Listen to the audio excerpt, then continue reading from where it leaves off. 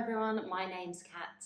I'm really excited to bring this short practice for you today that I've called Happy Hips. So the hips is an area that I find a lot of us struggle with some tightness. So today it's just about bringing some movement back into them. So I'm going to go through my 5 favourite ways in order to just bring some nourishing movement into them.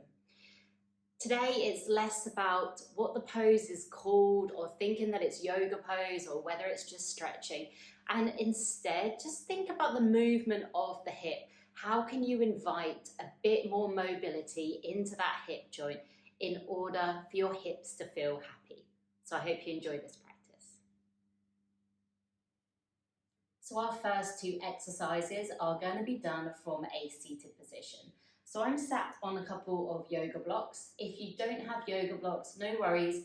Just grab a small stool or a little chair that maybe you have in your home, or perhaps just a few solid pillows. Just something to enable you to sit nice and comfortably. So in your seated position, we're going to start with exercise number 1. This one is going to be working our external rotation of the hips. So we're going to take the feet a little wider. Make sure the feet are further enough forward so that our knees aren't tracking over our toes. We're in this more 90 degrees. The feet are slightly wider than the hips here. What we're going to do is start to externally rotate that knee, so rolling onto the outside of the foot, just getting the movement through that hip joint. So no rotation through the upper body. Remember, today is all about the hip.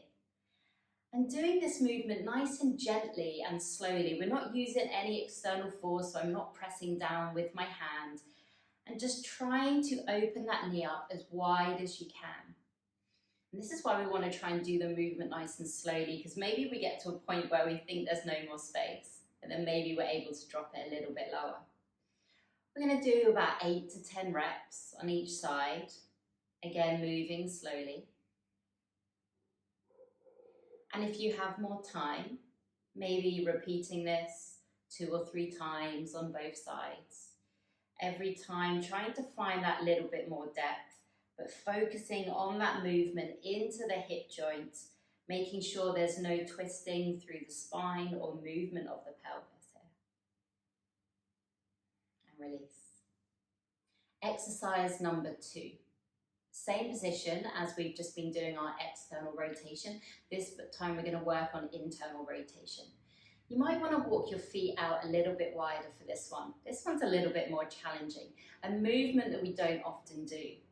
This time we're rotating that knee inwards. So think about drawing that knee down to the ground as we wrap that inner thigh downwards. Again, no twisting or movement through the spine. Make sure we stay nice and grounded here.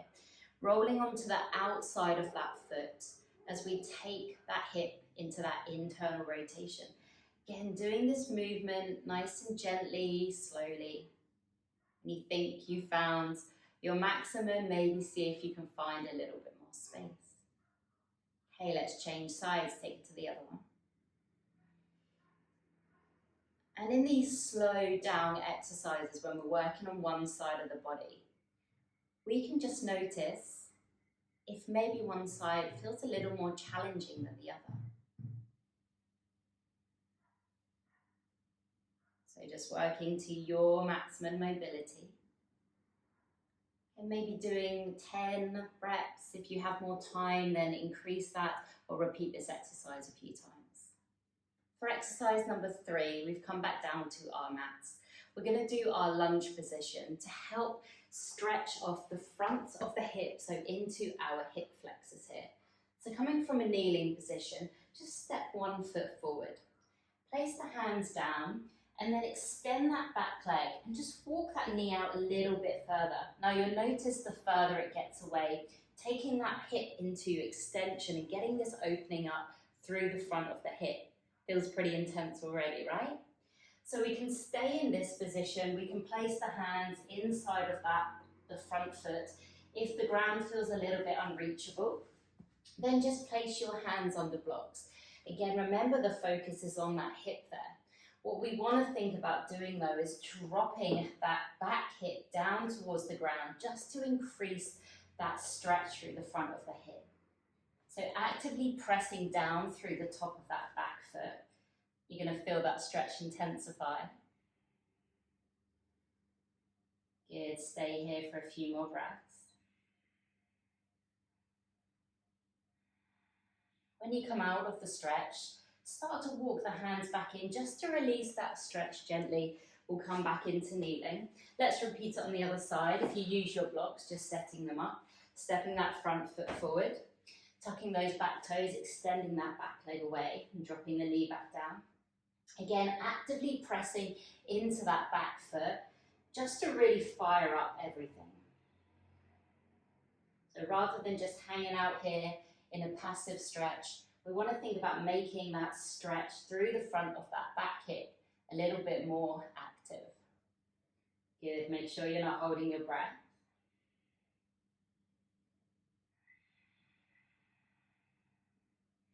Good, then gently release off, slide that leg back. That was exercise number 3. So exercises 4 and 5, we're going to do lay down on our back. So come to lie all the way down. This one's going to work our flexion into our hip. So we're going to extend the left leg away and then draw that right knee in towards our chest. Not using any hands at all, we can place the hands by our side. Then just see if you can draw that right knee in a little closer, making sure that the hips stay grounded here. So we're not lifting off. My right movement is just coming from that hip joint there. Slight tuck of the tailbone to stop overarching through that lower back. Good, so we ramp it up a little bit more. Turn those palms to face down. Press down into that left heel and then press down into the palms. Can you draw that right knee even closer? Good, feeling the tension through the body. Everything's really fired up now. Good, holding here, last few seconds.